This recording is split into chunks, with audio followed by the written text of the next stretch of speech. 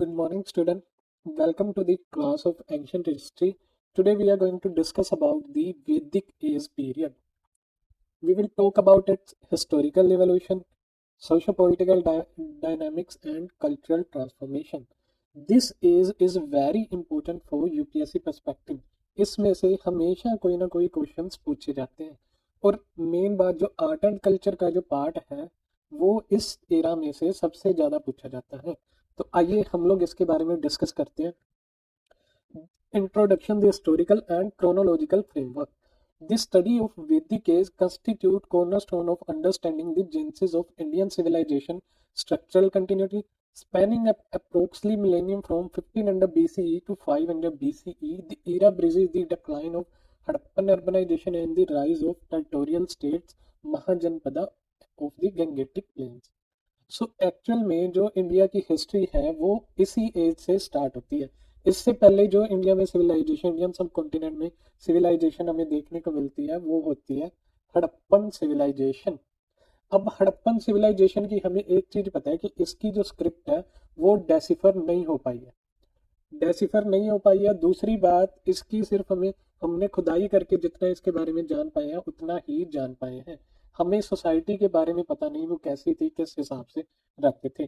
But Vedic as से आने के बाद हमारे पास काफी ऐसे हिस्टोरिकल एविडेंसेस हैं, टेक्स्ट बुक्स हैं और हिस्टोरिकल टेक्स्ट हैं, वही रिलीजियस बुक्स हैं, काफी ऐसी चीजें हैं जो कि इस एज को एक अच्छे तरीके से हम इस एज के बारे में जिसमें कि समझ सकते हैं, जिसमें हम उनका सोशो पॉलिटिकल कल्चर, फिर हिस्टोरिकल पार्ट, फिर जियोग्राफी के बारे में सारा सिस्टम हम इन टेक्स्ट से और जो खुदाई वगैरह हुई है उनसे, और कुछ ऐसी बिल्डिंग्स और कुछ ऐसे रीजन्स हैं जो कि इस एरा को अभी भी बिलोंग करते हैं, अभी भी वो प्रेजेंट हैं।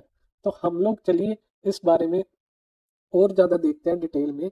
सो हड़प्पन सिविलाइजेशन का जब डिक्लाइन शुरू होता है उसी के साथ इस एरा का स्टार्टिंग शुरू होती है कि ये एरा तभी से स्टार्ट होने लगता है। फिर 1000 बीसी के आसपास लेटर वैदिक पीरियड आता है and 500 BC rise of Mahajanapada. Mahajanapada कुछ ऐसे किंगडम्स थे इंडिया में। इंडिया एक 16 महाजनपदास में डिवाइडेड था। ये आप समझिए कि ये महाजनपदा एक किंगडम होता था। तो इस टाइम पे आते आते इंडिया में किंगडम्स भी बनने लग गए थे। सो इतना सोसाइटी इवोल्व कर चुकी थी। प्राइमरी सोर्सेज, अब हम देखें primary sources and archaeological evidences. The primary source of period is वैदिक corpus, vast body of literature composed in archaic or Vedic Sanskriti. The Rig Veda, oldest of four Vedas, serves as the sole window of early Vedic period. So Vedas जो है, उपनिषद जो है, पुराण से जो है, तो इतना सारा हमारे पास लिटरेचर उस टाइम का बचा पड़ा है जिससे कि हम उस टाइम के बारे में जान सकते हैं, उस पीरियड के बारे में हम जान सकते हैं। The distinct between these two phases is critical. Archaeological evidence, particularly the transition from ochre color pottery to painted graveware, corroborates the literary evidences. Next is the early Vedic period, the land of seven river. So इस period को सप्त सिंधु, हमारा जो India है उसे सप्त सिंधु के नाम से भी जाना जाता था इस पीरियड में, अर्ली वैदिक पीरियड में। The geographical horizon of the early Vedic Aryans was confined primarily to northwestern subcontinent, a region they extolled as Sapt Sindhu or the land of seven rivers. The region encompasses modern day Afghanistan, Punjab and western Uttar Pradesh. सो सप्त सिंधु किससे नाम पड़ा? सप्त सिंधु नाम पड़ा जो Indus river system है उससे सप्त सिंधु नाम पड़ा। वहां पे 7 रिवर्स, जो 7 रिवर्स हैं उससे इसका नाम सप्त सिंधु पड़ा। और ये कौन सा एरिया कवर करता था? मेनली नॉर्थ वेस्ट सब कंटिनेंट, अफगानिस्तान, पंजाब, वेस्ट उत्तर प्रदेश, इस एरिया को कवर करते थे। The most revered river was the Saraswati, defined as Metatama, best of mothers, Devi Tama, best of goddess, and Nadi Tama, best of rivers. Table 1, वैदिक reverse, ancient nomenclature and modern identification. ये एक table है जो कि उस समय में इन मतलब रिवर्स के क्या नाम होते थे और आज के समय वो रिवर्स किस नाम से जाने जाते हैं। सो सिंधु, सिंधु कहा जाता था इंदस रिवर को। Primary river of the region flowing through modern Pakistan, Vitasta, Jhelum. Major tributary of Hindustan flowing through Kashmir, Asikni, Chenab. tributary of Indus flowing through Punjab. Parushni, Ravi, another major tributary central to the Rig Veda. Vipas, Beas, tributary of Satluj, western Punjab. Sutudri, Satluj, easternmost tributary of Indus, Punjab. Drishdavati, Gaggar, Chotang, seasonal river part of Saraswati system. Kuba, Kabul, river in modern Afghanistan join Indus. Kuram, tributary of Indus in the eastern Afghanistan. Gomal, Gomati, river in Afghanistan and Pakistan join Indus. Suvasta, Swat, river in Swat Valley joins Kabul River. Saraswati, Gagra, Hakra lost, highly rugged, likely dried up due to geological changes. So ये modern identification है rivers की, modern names है, और ये ऋग्वेदा में जो नाम दिए गए इन रिवर्स के. Now fauna and flora. The tiger versus lion debate. हमने हड़प्पन सिविलाइजेशन जब हमने डिस्कस की तो हमने देखा कि वो लोग टाइगर के बारे में तो जानते थे बट लायन के बारे में उन्हें नहीं पता था. ना ही उनकी किसी भी सील पे हमें लायन देखने को मिला, ना ही किसी और आर्टिफैक्ट पे. तो अब वही बात करते हैं. The Rigveda frequently mention lion, simha, the elephant hastin और mriga hastin, but interestingly it contain no explicit reference to the tiger vyaghra. This absence suggests that early Vedic Aryan inhabited a region where lions were apex predator. Tiger makes its appearance only the later text like Atharva Ved, the Yajur Ved, signifying the easternward migration of the Aryans into humid forest of Bengal and Bihar. This biogeographical marker is high yield fact for differentiating between the ecological zones. So lion की बात करें, हमने दुर्गा माता का जो रूप देखा उसमें माता की सवारी जो होती है वो लायन की होती है. देन विष्णु जी का जो नरसिंह अवतार है उसमें भी जो फेस जो होता है वो लायन का होता है, जो बॉडी होती है वो इंसान की होती है. सो इससे हमें ये तो पता चलता है कि ऋग्वेदा या वेदास के टाइम पे लायन के बारे में तो लोग जानते थे बट टाइगर के बारे में इतना लोग नहीं जानते, या इतना टेक्स्ट में टाइगर के बारे में नहीं देखने को मिलता. लेटर टेक्स्ट जो है जो कि अथर्ववेद, इसमें टाइगर का रेफरेंस हमें देखने को मिलता है. तो ये यही बात होगी कि जब आर्यंस ईस्टवर्ड गए होंगे बंगाल बिहार रीजन में, वहां पे उन्हें टाइगर देखने को मिला होगा और उसका रेफरेंस फिर उन्होंने अपने टेक्स्ट में किया होगा. Then political organization, tribal chieftaincy and the absence of territory. So अब political structure क्या था उस period में? The political structure of the early Vedic period was fundamentally tribal rather than territorial. वो tribals की तरह रहते थे कि एक जगह से दूसरी जगह ट्रैवल करते रहते थे, ना कि टेरिटोरियल था कि एक फिक्स जगह पे वो अपना कोई रीजन या अपना कोई शहर बसा के रहते थे. The concept of जनपदा, territory where the tribe sets its foot, was virtually non-existent. The term Jana appears 275 in times in the Rig Veda, whereas Janpada is absent. So जन के बारे में तो हमें पता है, जन का मतलब होता है इंसान या फिर प्रजा कह लो, या फिर लोगों को रेफर किया गया जन के नाम से. और जनपद होता है वो जगह जहाँ पे जन रहते थे, जहाँ पे लोग रहते थे, या फिर जहाँ पे कोई एक ट्रिबल कम्युनिटी रुकती थी, उस जगह को नाम होता था जनपदा. जनपदा हमें लेटर पीरियड में आके देखने को मिलता है. अर्ली वैदिक रीजन में हमें जनपदा की डेफिनेशन नहीं देखने को मिलती. तो इससे ये आइडिया लगाया जा सकता है कि बंजारे की तरह अर्ली वैदिक एरिया में लोग रहते थे, कि वो एक जगह पे सेटल नहीं होते थे. कुला. सो कुला कुला किसे कहा जाता था? फैमिली को कुल कहा जाता था. कुला हेडेड बाय कुलप्पा, और इसका हेड होता था कुलप्पा. फिर उसके बाद जो आता था वो आता था grama, village, headed by gramani. उसके बाद आता था vis, clan, headed by vispati. Then jana, tribe, led by rajan, king. So सबसे छोटा जो एक सोसाइटी का यूनिट होता था वो होता था कुल, फैमिली. फैमिली हेड किया जाता था कुलप्पा. ये टर्म्स बहुत ज्यादा इंपॉर्टेंट है, specially for prelims perspective. Then जो स्मॉलेस्ट यूनिट कुल हो गया, उससे जो बड़ा यूनिट आता था सोसाइटी का वो आता था ग्राम, विलेज. विलेज किसके द्वारा हेड की जाती थी? विलेज हेड की जाती थी ग्रामनी के द्वारा. उससे जो बड़ा यूनिट आता था, सोशल यूनिट होता था, वो होता था विस. विस किसे कहा जाता था? विस एक क्लैन को कहा जाता था जो कि हेड किया जाता था विस्पति के द्वारा. देन क्लैन के बाद जो सबसे बड़ा यूनिट होता था सोसाइटी का वो होता था ट्राइब, जन, लेड बाय राजन. राजन का मतलब होता था किंग. सो सबसे बड़ी जो होती थी वो होती थी ट्राइब. ट्राइब के बाद जो उससे छोटा होता था वो होता था क्लैन. क्लैन से छोटा होता था विलेज, और विलेज से छोटा होता था फैमिली। सो इस तरह से सोसाइटी डिवाइड थी। The nature of kingship, the rajan, rajan was not an absolute monarch but a tribal chief, a first among equal. हमारे जो प्राइम मिनिस्टर की पोजीशन है, प्राइम मिनिस्टर की पोजीशन है जो कि कैबिनेट में पोजीशन है, prime minister is first amongst the equal. ऐसा नहीं है कि प्राइम मिनिस्टर ने जो कह दिया वही सब मानते थे। प्राइम मिनिस्टर की पोजीशन इस तरह से होती थी कि बाकी सब लोग भी इक्वल हैं, और प्राइम मिनिस्टर उन सबको लीड करते हैं। कि प्राइम मिनिस्टर ने एक जो टॉपिक रखा, उसके बाद बाकी सब लोग अगर उस बात पे एग्री होंगे, कि पूरी कैबिनेट अगर किसी बात पे एग्री होगी, तभी उसका फाइनल डिसीजन, या फिर तभी उसका फाइनल डिसीजन माना जाएगा। ऐसा नहीं है कि पीएम ने अगर कोई डिसीजन ले लिया और कैबिनेट ने उसे अप्रूव ना किया तो भी उस डिसीजन पे काम होने लग जाएगा। सो ऐसी ही पोजीशन जो होती थी राजन की होती थी, कि वो फर्स्ट अमंग्स द इक्वल होता था। His primary titles Gopa Janasya, protector of the people, Gopat, lord of cattle, reveal the nature of his authority. He was essentially a war leader responsible for defending the tribe and leading cattle raids. Gavesti.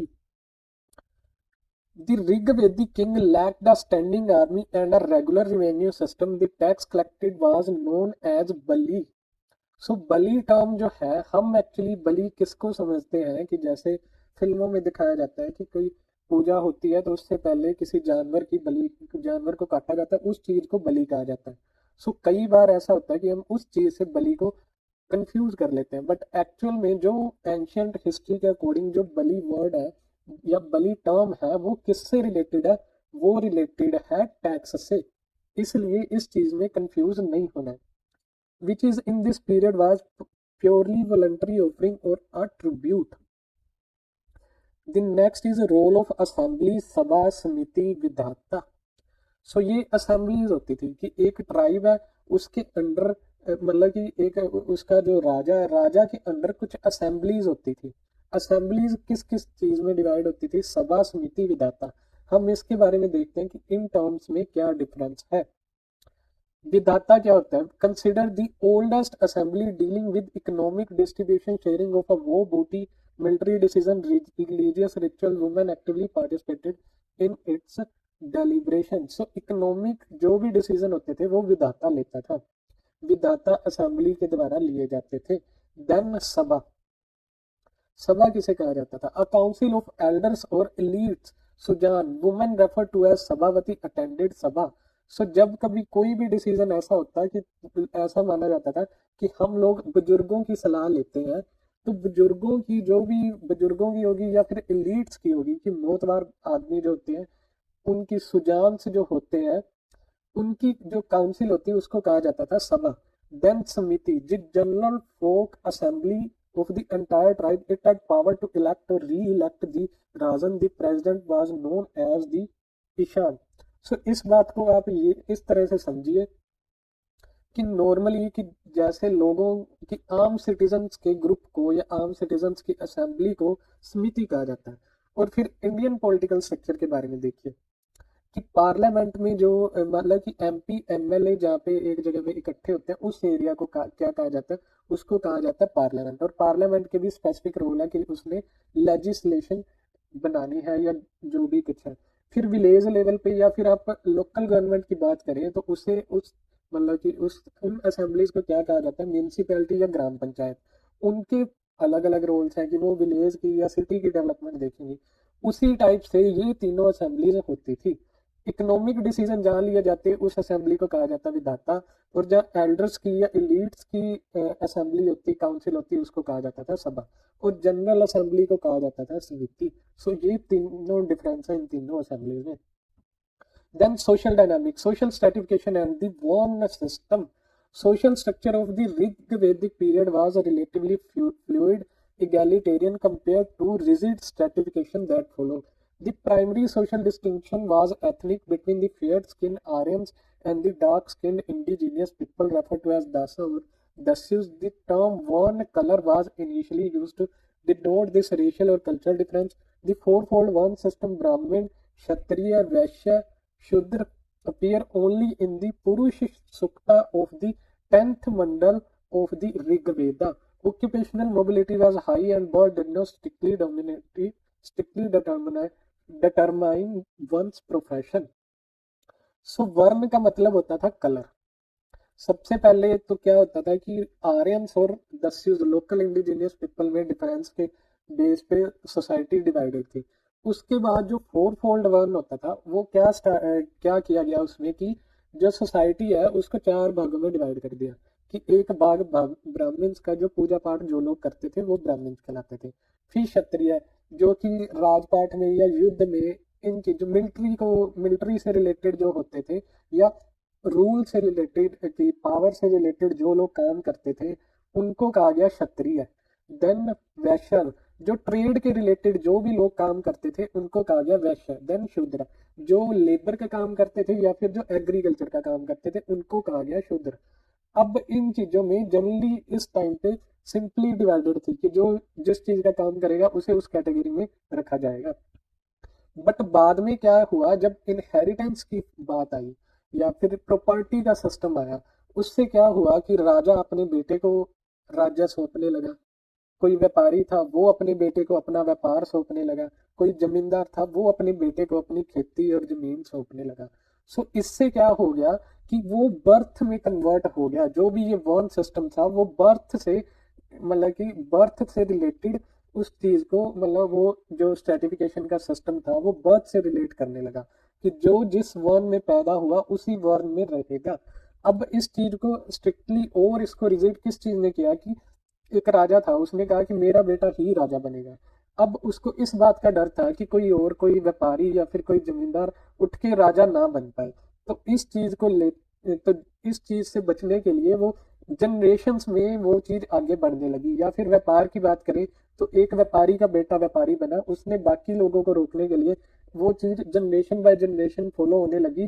तो वो एक society इस तरह की बन गई कि जो जिस फैमिली में या जिस वन में पैदा होएगा वो सिर्फ वही काम कर पाएगा।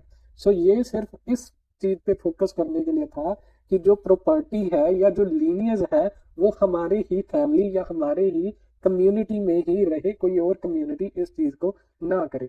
फिर जैसे ही ये चीज आने लगती है कि हमारी कम्युनिटी तुम्हारी कम्युनिटी से सुपीरियर है, जैसे ब्राह्मण से शूद्र को नीचा देखने लगते हैं, ब्राह्मण कहते हैं कि हम पूजा पाठ करते हैं, हम भगवान के नजदीक हैं, तो हम अपर कास्ट हुए।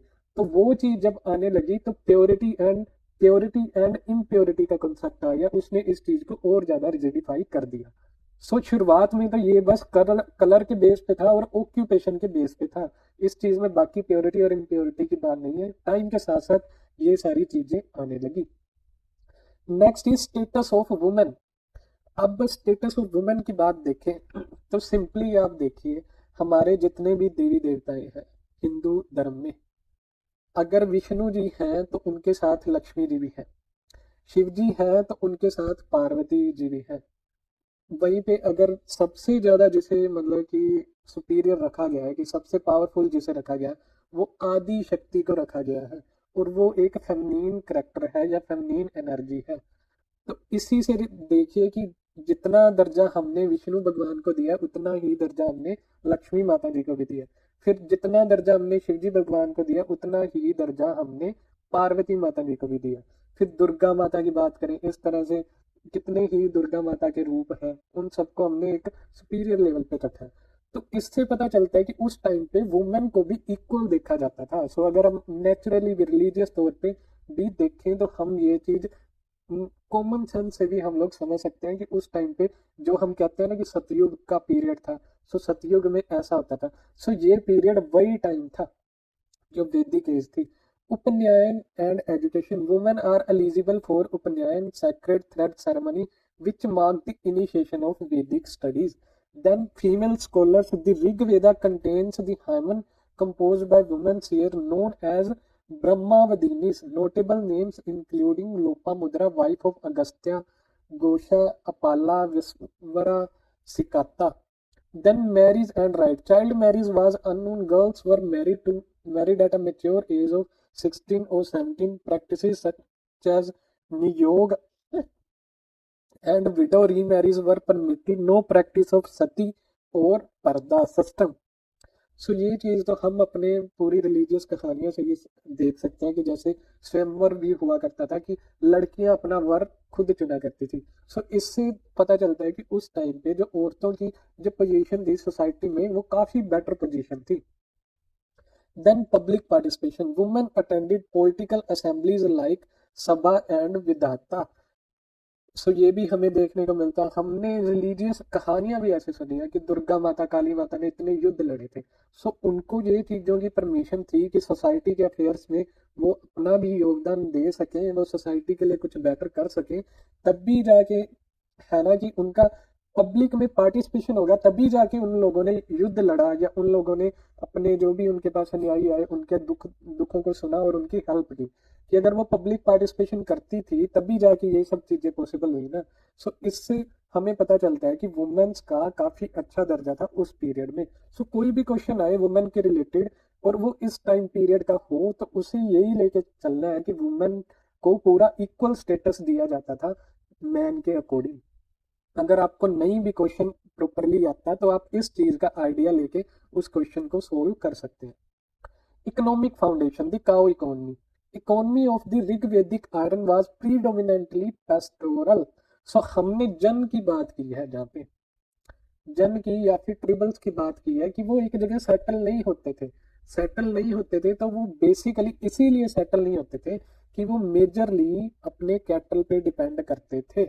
उनका जो इकोनॉमी थी या उनकी जो भी आर्थिक स्थिति थी वो उनके कैटल पे ही डिपेंड करती थी। और उस टाइम पे ऐसा नहीं होता था कि जैसे आज के टाइम में हम क्रॉप ग्रो करते हैं कि काउस के लिए हम जो उनका फीडिंग सिस्टम होता है, फीडिंग क्रॉप होती है, वो ग्रो करते हैं तो काट के उनको डाल देते हैं। बट उस टाइम पे ऐसा नहीं था।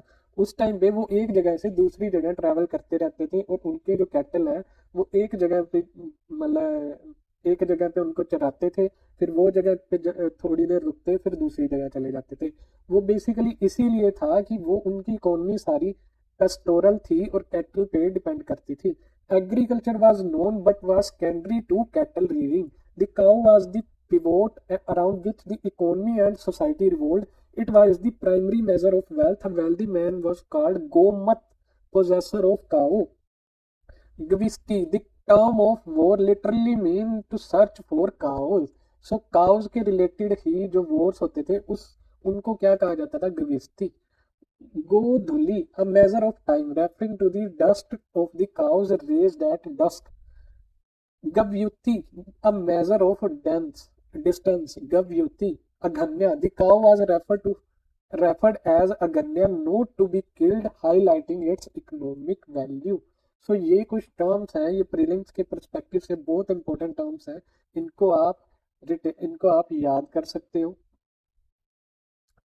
Agriculture and technology. The question of iron. Agriculture was practiced but had not yet produced massive surplus required to urbanization. The Rig Veda mentioned the use of plough, langala or sira, which was likely made of wood. The primary crop mentioned is yava, barley. The terms for rice, vrihi and wheat, goduma, are conspicuously absent in earliest layers of Rig Veda. The Rigvedic people were familiar with Ayas, a generic term for metal. In Rigvedic context, Ayas refers to copper or bronze. They did not possess knowledge of iron technology. So, Ayaz किसे कहा जाता था? अयास कहा जाता था, एक general term होती थी मेटल की, बट एक्चुअल में वो रेफर करता था कॉपर और ब्रोंज को। सो इसमें जो एग्रीकल्चर है वो उसकी बात तो की गई है और उसमें बात की गई है लंगला और सिरा जो कि होता था प्लो। फिर और जो मेटल की बात की गई है वो बेसिकली कॉपर एंड ब्रोंज की बात की गई है। आयरन को वो तब तक नहीं जान पाए थे। ये बात कर रहे हैं हम अर्ली वैदिक पीरियड की। Next is religious and cultural life. The Rig Vedic pantheon, Indra, the most important deity addressed in 250 Haman, was the god of thunder and rain, the war god who destroyed forts of enemy. सो इंद्र की बात करें तो बारिश सबसे ज्यादा उस time पे कोई चीज नुकसान पहुंचाती थी इंसान को तो वो क्या होता था कि इंडिया जो कि है ट्रॉपिकल कंट्री है तो इंडिया में बारिशें बहुत ज्यादा पड़ती हैं और बहुत ज्यादा पड़ती हैं तो बारिशों से नुकसान भी होता था। तो इसलिए सबसे ज्यादा जो मेनली जो ये फ्रेंकली टॉकिंग मेनली जो रिलीजन जो पैदा होते हैं वो इसी चीज से होता है, डर से। डर से रिलीजन की बात होती है। फॉर एग्जाम्पल इंसान जब डरता है किसी चीज को तो उसके डर को दूर भगाने के लिए हम किसी न किसी चीज का सहारा लेते हैं। आजकल तो हम साइंस की बात करते हैं, बट जब पहले ऐसा होता था कि बारिश इतनी तेज पड़ रही है, ये क्यों पड़ रही है। आजकल तो हमें पता है कि वेदर कि क्लाउड बन कि पहले पानी इवेपोरेट होता है, फिर क्लाउड बनते हैं, फिर वो कंडेंस होता है, तो बारिश पड़ती है और फ्लड्स वगैरह भी आते हैं। तो हम उसका रीजन भी जान लेते हैं कि इस वजह से इतने ज्यादा फ्लड आए हैं, कि वहाँ पे एक हाई प्रेशर क्रिएट हुआ, इस वजह से वहाँ पे इतने ज्यादा फ्लड्स आए हैं। उस टाइम पे इतनी नॉलेज होती नहीं थी, तो लोगों को पता ही नहीं चलता था कि इतनी तेज बारिश क्यों आ रही है, कि हमारा सब कुछ ही तहस नहस हो रहा है। तो वहां पे कुछ जो उनके, ये कह लो कि जो ज्ञानी लोग थे, उन्होंने इस चीज का सोल्यूशन निकाला कि हम लोग कहते हैं कि ये इंद्रदेव कर रहा है, इंद्रदेव हमसे गुस्सा हो गया इसलिए वो कर रहा है। दूसरा, वो कहते थे कि यज्ञ करो या फिर ये प्रैक्टिस करो या फिर ये करो, फिर इंद्रदेव प्रसन्न होंगे और वो हमें तंग नहीं करेंगे। सो इसलिए उस टाइम पे सबसे ज्यादा जो प्रेवलेंट जो भगवान थे वो इंद्रदेव थे। उसके बाद नेक्स्ट है अग्नि, the God of fire, addressed in 200 hymen. Agni acted as the intermediary between God and human. The very first hymn of Rig Veda is dedicated to Agni. Then Varna, the upholder of cosmic and moral order, was Rita represent the universal law that governs the physical world and the moral world. सो वरुण होता था जो तेज हवाएं जो चलती हैं, उस चीज को वरुण कहा जाता है। Then Soma, god of plant associated with intoxicated drink used in rituals, the entire ninth mandala is dedicated to Soma.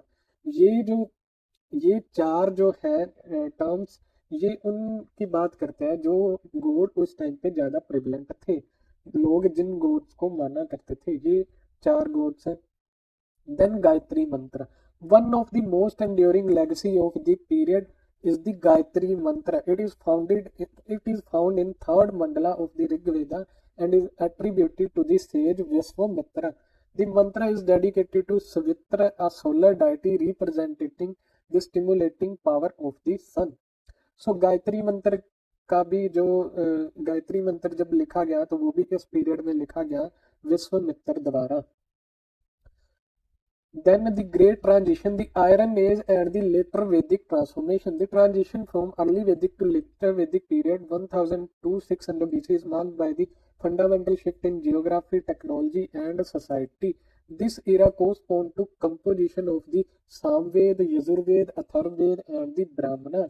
Archaeologically, this period aligned with the painted grey ware culture and the emergence of the Iron Age in the North India. सो ये जो letter वैदिक transformation है, ये early वैदिक to letter Vedic period के बीच में आई है, जिसके बीच में आयरन एज का टाइम भी आ जाता है। लोग आयरन को भी एज अ मेटल यूज करने लग जाते हैं। और इस पीरियड में सामवेद लिखा गया, यजुर्वेद लिखा गया, अथर्ववेद लिखा गया और ब्राह्मणास लिखे गए। Next is geographical expansion eastward to the Gangetic Plain.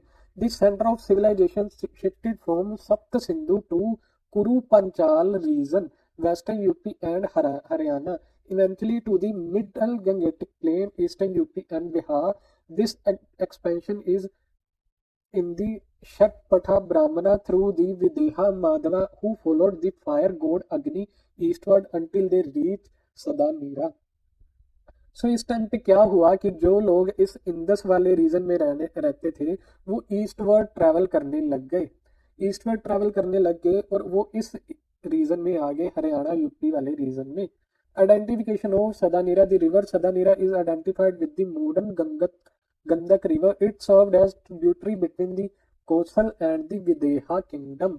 सो ये जो किंगडम्स है, ये हमें महाभारत में हमें देखने को मिलते हैं। आप में से जिन लोगों ने महाभारत देखी हो, तो उनमें इन किंगडम्स का मेंशन भी हमें देखने को मिलता है। Deforestation, the dense humid forest of Gangetic Plain were cleared for agriculture using iron axes and the burning. फिर डिफोरेस्टेशन भी उन लोगों ने की, वो भी एग्रीकल्चर करने के लिए। Then Iron Revolution, Krishna Ayas. The most transformative element of this period was the introduction of iron. The later Vedic text referred to iron as Krishna Ayas, black metal, or Shamai Ayas, dark metal, distinguishing it from copper, bronze, Lohit Ayas of the Rig Vedic age. The Atharva Ved and Yajur Ved contain first explicit reference to this metal.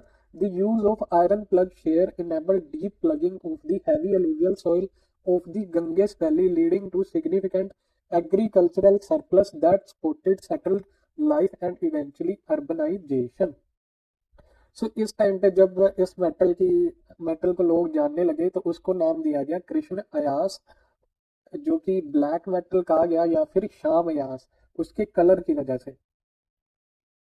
Later Vedic polity for Jana to Janpada. The political landscape underwent a radical transformation. The tribal identity Jana evolved into territorial identity known as Janpada, literally where the tribes places its foot.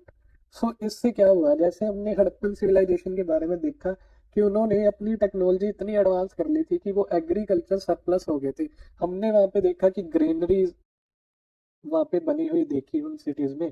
Granaries का मतलब कि उनके पास surplus food होगा, surplus food का मतलब वो agriculture में काफी ज्यादा एडवांस हो चुके थे, तभी जाके वो लोग एक जगह पे सेटल कर पाए।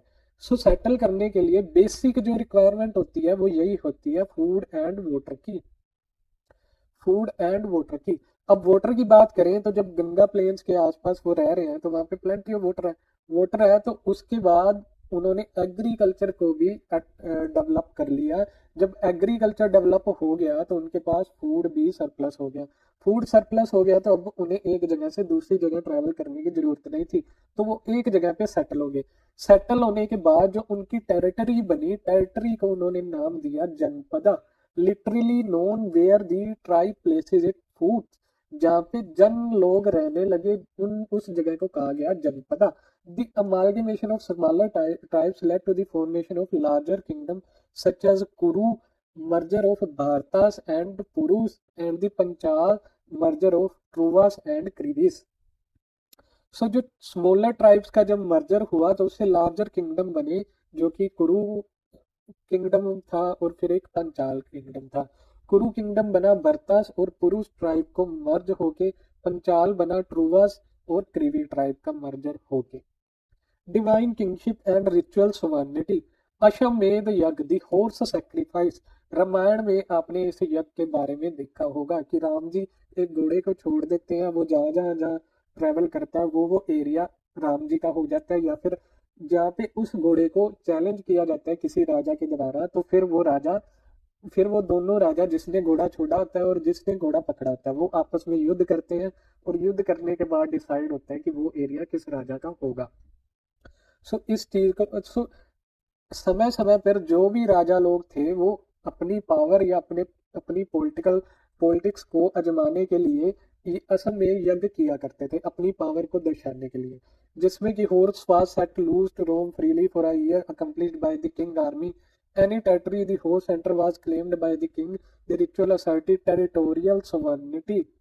देन राज्यस हुआ yajna, the royal consecration of ceremony. अब होता क्या था, राजा जो था वो युद्ध लड़के या किसी तरह से पावर को तो हासिल कर लेता था, वो राजगद्दी को तो हासिल कर लेता था, बट उसकी राजगद्दी पर स्टैंप लगाने के लिए जो ब्राह्मण्स थे वो राजसूया यज्ञ किया करते थे, जिसे हम कहते हैं रॉयल कंसिक्रेशन सेरेमनी। तो उससे क्या होता था, it was believe to confer supreme power and divine attribute upon the king.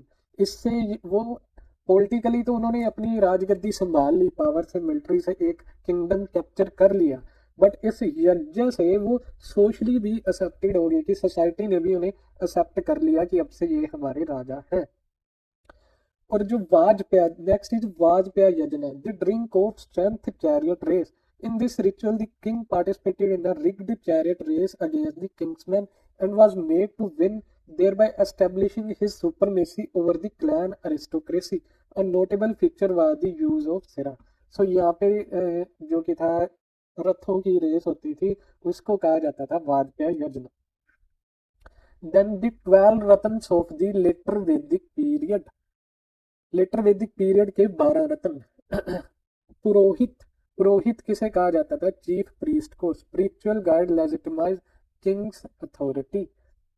Then senani, commander in chief, leads army ensure security.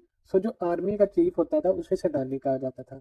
Mahishi, chief queen, जो महारानी होती थी उसे कहा जाता था mahishi, influential in rituals and succession. इस चीज में एक और जो इम्पोर्टेंट पॉइंट है कि जितने भी ये यज्ञ होते थे, कि किया करते थे जो राजा, तो राजा के साथ रानी का होना भी जरूरी होता था, कि वो रिचुअल्स और सक्सेशन में फुल टाइम इन्फ्लुएंशियल हुआ करती थी। Then yuvraj, crown prince ensure smooth power transition. Suta, charioteer court historian, records royal lineage and events. Gramni, head of village is known as Gramni.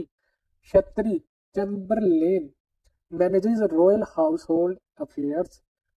संग्रहिती, treasurer, managing state finance, finance minister को कहा जाता था संग्रहित्री। Bhagadugha, tax collector, collect compulsory taxes. Finances जो manage करता था वो था संग्रहित्री, टैक्सेस जो मैनेज करता था वो होता था बागदुगा। यहाँ पे कंफ्यूज नहीं होना है। आज के टाइम पे फाइनेंस मिनिस्ट्री फाइनेंसेस मैनेज करती है, टैक्स मैनेज करती है, तो यहाँ पे दोनों अलग अलग होते थे। आज के टाइम पे तो सीतारमन एक ही हमारे निर्मला सीतारमन वही टैक्सेस भी संभालते हैं, वही फाइनेंसेस भी संभालते हैं, और आप सब लोगों को पता है कि किस हालत में वो हमारे देश में फाइनेंसेस को संभाल रहे हैं। बट यहाँ पे टैक्स कलेक्टर अलग होता था, ट्रेजरर अलग होता था। Akshavapa, superintendent of gambling, organizes gambling for revenue. Govikartana, keeper of the forest, manages royal land and resources. Palgala, messenger, facilitate communication. The appearance of Sangitri, treasurer, and Bagduga, tax collector, is the most critical political development. It signifies transition from voluntary bali of the Rig Vedic age to mandatory taxation system Bhag and Sulka, which is the hallmark of the state economy.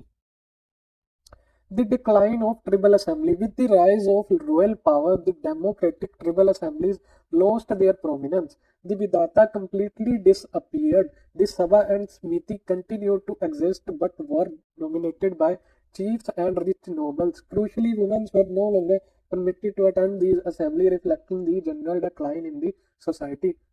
So simple सी बात है कि जो ट्रिबल जो society थी उसका main जो time period था पूरे एक दिन का, वो टाइम पीरियड किस में चला जाता था? वो सिर्फ फूड वगैरह गैदर करने में ही टाइम चला जाता था। बट जब हम लोग फूड में सरप्लस हो गए, हमने एग्रीकल्चर करना स्टार्ट कर दिया, हमें पता है कि हमें शाम को खाना मिल ही जाएगा, तो इंसान का दिमाग अब खुराफाती होता है, तो इंसान का दिमाग अब बाकी चीजों में लगता है। वो सोचता है कि ये काम इस तरह से नहीं, इस तरह से करना चाहिए, सोसाइटी में ये प्रथा चल रही है, ये सही नहीं है, इस तरह से चलना चाहिए। तो जिसका मान लो जिस तरह से जिसकी अथॉरिटी चलती है वो उस टाइप से अपने रूल बनाने लग जाता है। तो इससे क्या हुआ कि जो डेमोक्रेटिक ट्रिबल असेंबलीज थी उनको उनकी प्रोमिनेंस लॉस्ट हो गई, और विधाता जो था वो कंप्लीटली डिसअपियर्ड हो गया, वहां पे जगह ले ली सभा और समिति ने। बट वो dominated by cheap and rich nobles, इनके द्वारा ज्यादा डोमिनेटेड हो गई थी। सो हम लोग जो बात करते हैं, एक नॉर्मली बात करते हैं, हम लोग बात करते हैं मैट्रिक्स की। आपने सोशल मीडिया पे भी देखा होगा कि लोग कहते हैं कि मैट्रिक्स से एस्केप हो जाओ, कि ये एक सिस्टम आपको कैद करने के लिए रखा गया है। बट एक्चुअल में अगर सिस्टम ना हो तो इंसान इतना ज़्यादा इंसान मतलब कि इतना ज़्यादा डरावना है या इतना ज़्यादा वो खतरनाक है कि वो किसी की कोई भी परवाह ना करे। कि अगर आपकी लड़ाई होगी तो किसी ने मान लो दो जनों की लड़ाई होगी तो एक ने एक को इतना मारा कि उसकी डेथ होगी, पर अगर सिस्टम ना हो तो उसकी डेथ होगी, किसी ने क्या लेना देना। सो जो जितना ताकतवर होगा वो अपनी चलाएगा। सिस्टम जो है, पूरा एक सिस्टम जो है जिसे हम कई बार कह देते हैं कि ये मैट्रिक्स है, लोगों को बांध के रखती है, बट उस सिस्टम की वजह से है कि कोई कमजोर व्यक्ति भी फ्रीडम से अपना गुजर बजार कर सकता है, अपना लाइवलीहुड चला सकता है इसी सिस्टम की वजह से। अगर ये सिस्टम ना हो तो इंसान इतना खतरनाक है कि वो खुद को ही खत्म कर दे, जैसा कि यहाँ पे हुआ कि जब इंसान को जरूरत नहीं थी अपने साथियों की, अपने साथ वाले लोगों की, पहले जब हंटिंग गैदरिंग या फिर पेस्टोरल लाइफ जीते थे तो वहाँ पे कई लोगों की जरूरत होती है, कि फॉर एग्जांपल 100 गायें चल रही हैं तो वहाँ पे 7-8 लोग चाहिए उन सबको मैनेज करने के लिए। तो अब 7-8 लोग चाहिए तो 7-8 लोगों की सुननी भी तो पड़ेगी, एक साथ जो डिसीजन होगा वही माना जाएगा। बट जब एग्रीकल्चर सिस्टम आ गया, जबकि इतना पैसा लोगों के पास हो गया, या फिर इतना सारा सिस्टम एक तरह से सेटल हो गया, तब क्या हुआ कि तब जिसको पता था कि मेरे को इस इंसान की जरूरत नहीं है, ताकतवर को जब पता चला कि मेरे को अब कमजोर की जरूरत नहीं है, तो उसने अपनी ताकत से उस कमजोर को दबा दिया। और वही चीज यहाँ पे होती है कि जो डेमोक्रेटिक सिस्टम है वो डोमिनेट कर जाता है चीफ और रिच नोबल्स के द्वारा। सो ऑटोक्रेटिक सिस्टम यहाँ पे आ जाता है। Then social stratification, crystallization of the caste system. The flexible one system of the Rigvedic period ossified into Rig caste system determined by birth.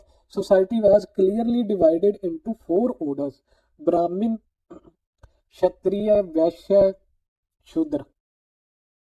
सो वही बात होगी जो हम लोगों ने पहले कही थी, प्रीस्टली क्लास को कहा जाने लगा ब्राह्मण्स। उन्होंने खुद की मोनोपोली एस्टेब्लिश कर ली, रिचुअल्स के बेस पे उन्हें टैक्सेस और कैपिटल पनिशमेंट एग्जाम्प्ट थी। क्षत्रिय क्या हो गए? Kshatriya ruling and warrior classes, they were protector and the patron of the sacrifice.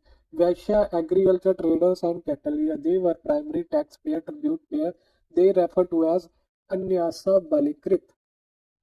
शूद्र क्या हो गया? Serving class, they were denied the right to upanayan ceremony, they were described as anyasa pressure, servant of another. The concept of untouchability began to appear in its embryonic form. सो यहाँ पे भी वही होता गया कि ताकतवर कमजोर को दबाने लग गया।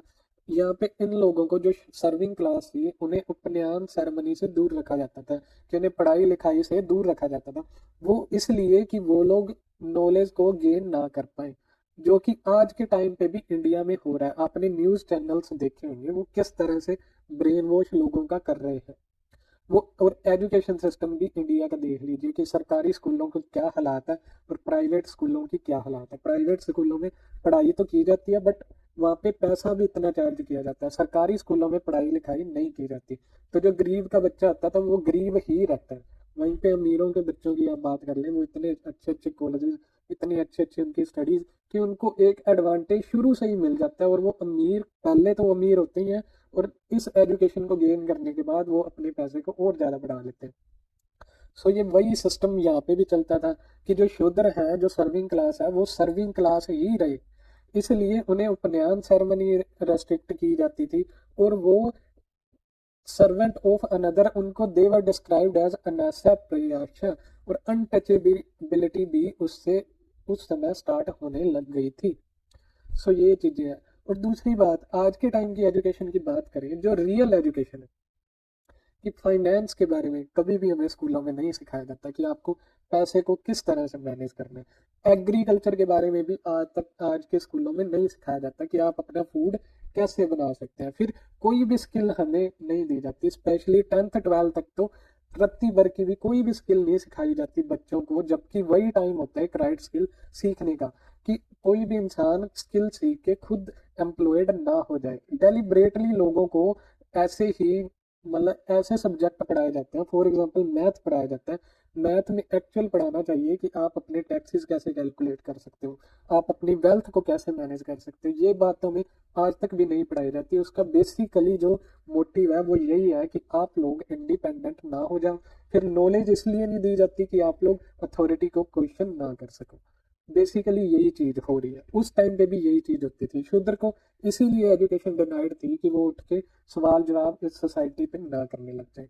वही जब ब्रिटिश पीरियड आता है तो वही जैसे आप देख लें, सावित्री बाई फुले, वही शूद्र लोग जब एजुकेशन गेन करते हैं तो वो अथॉरिटी को क्वेश्चन करते हैं, वो सोसाइटी को क्वेश्चन करते हैं और सोसाइटी को चेंज करते हैं।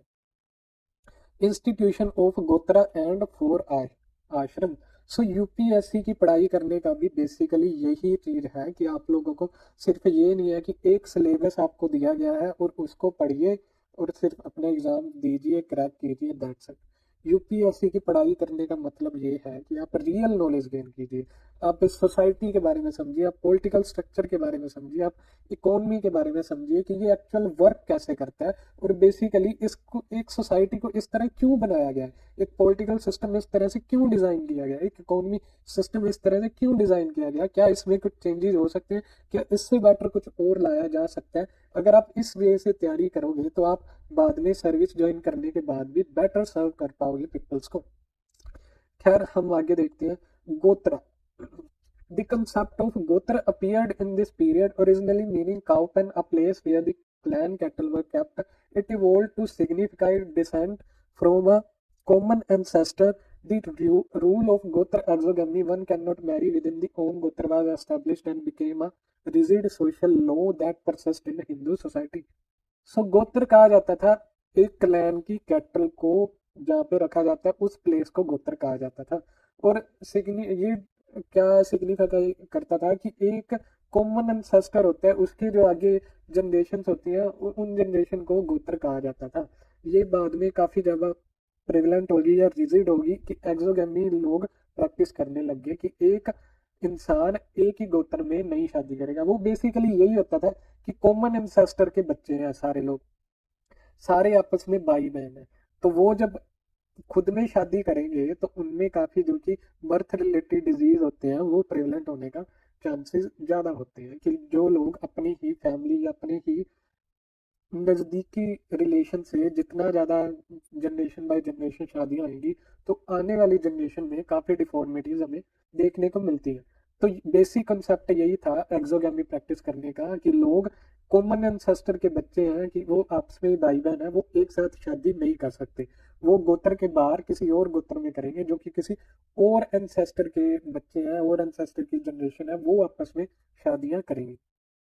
The four ashram, the system of ashram stages of life began to evolve, regulate life of Dvija, twice-born Kshatriya, Brahmins, Vaishya. The earliest clear reference to all four ashram, Brahmacharya, Grihast, Vanprasth and Sannyas is found in the Jabla Upanishad.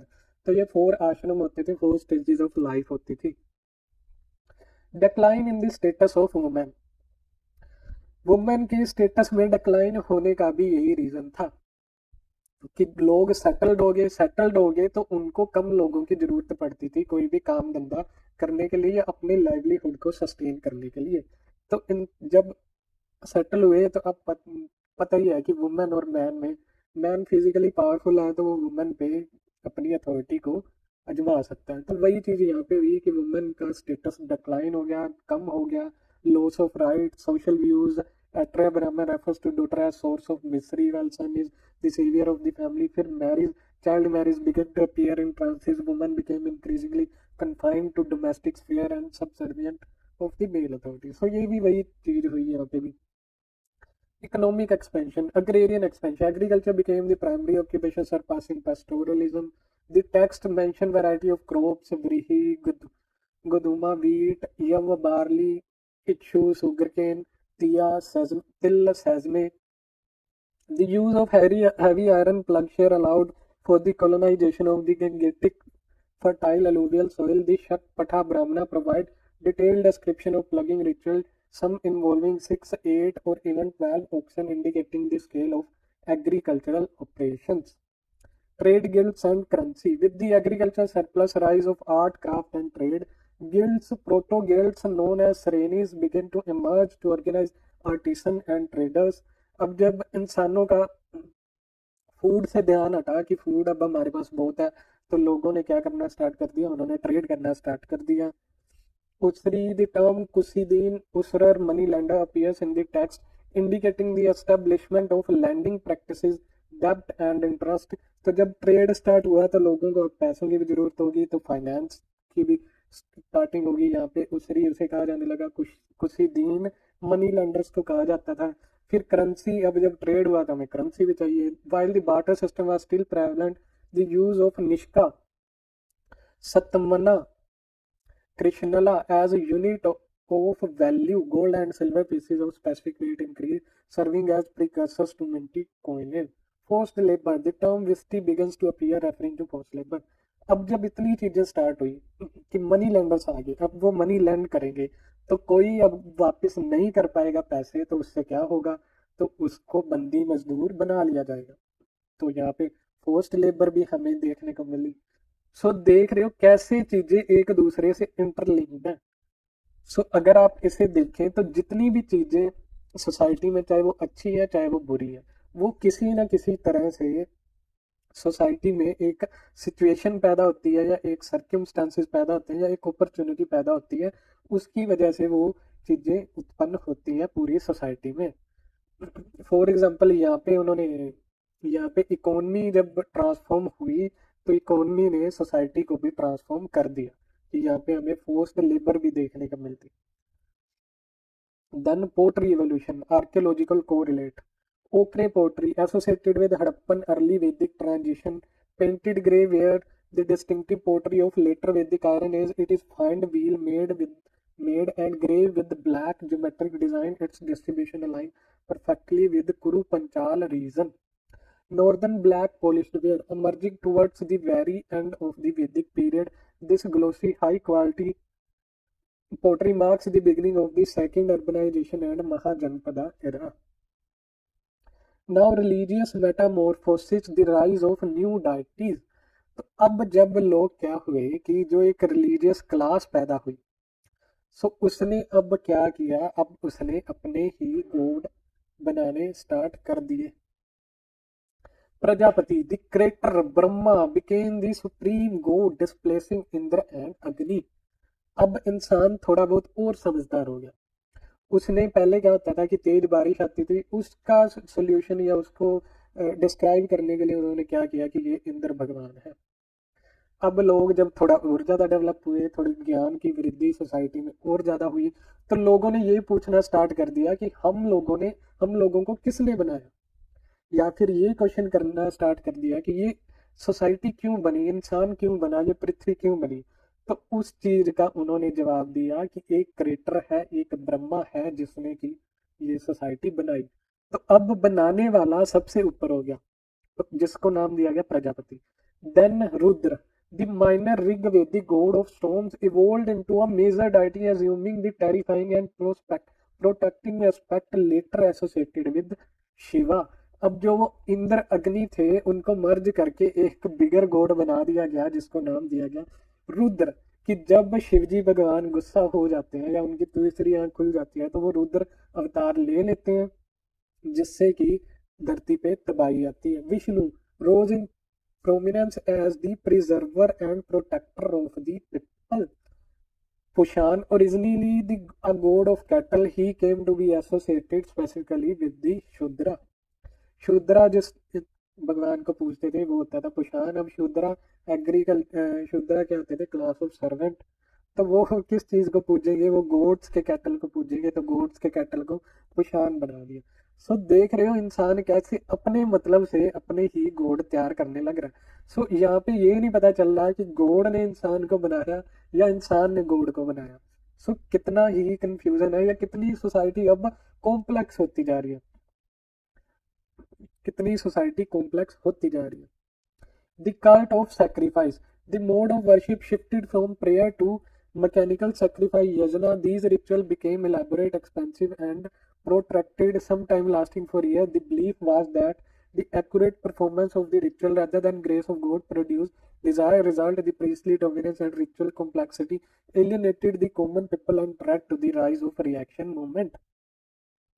अब यहाँ पे क्या हुआ, अब जो Brahmins थे, अब उनको अपनी अथॉरिटी बचाए रखनी थी, तो उन्होंने क्या सिस्टम अपनाया कि उन्होंने ये सिस्टम अपनाया यज्ञ का, कि कुछ भी अच्छा बुरा हो तो क्या हो, अब उनको खुद का सर्वाइवल भी तो रखना है। तो उन्होंने क्या किया कि जो राजा होता था उसके साथ कुछ भी अच्छा या बुरा होना होता था, तो वो कहते थे कि आप ये यज्ञ परफॉर्म करो तो आपके साथ सब कुछ सही होएगा। तो इन्होंने ये सिस्टम शुरू कर दिया। The rituals became elaborate, expensive and protracted, sometimes lasting for year. So main motive तो होता था कि उन्होंने अपनी इंपॉर्टेंस बनाए रखनी है सोसाइटी में, कि हम इम्पोर्टेंट है।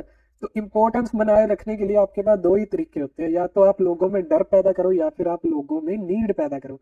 अब नीड तो ब्राह्मण्स क्या ही पैदा करेंगे, तो उन्होंने डर पैदा कर दिया डर पैदा करने से उन्होंने क्या कहा कि आप ये यज्ञ करो तो आपको ये होगा, ये यज्ञ करो तो ये होगा। इस चीज ने काफी रिएक्शन मूवमेंट भी सोसाइटी में पैदा की है।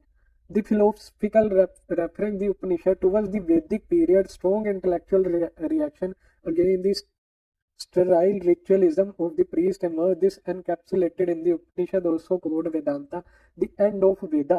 Upanishad shifted the focus from external ritual to internal spiritual knowledge. They explored the relationship between the individual soul, Atma, and the universal reality, Brahman. तो ये सारी बातें अब सिंपली सी है। जैसे जैसे नॉलेज इंसान की बढ़ती जाती है, वो इंसान रीजन के पीछे जाता है कि हर चीज में रीजन ढूंढता है कि ये चीज क्यों हुई, ये चीज क्यों हुई, ये चीज क्यों हुई।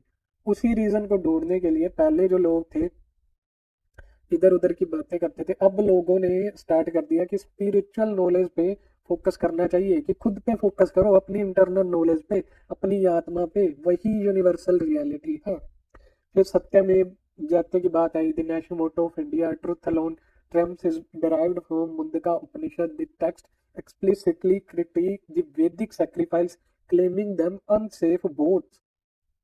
सो उपनिषद में ही सत्यमेव जयते की बात आई है।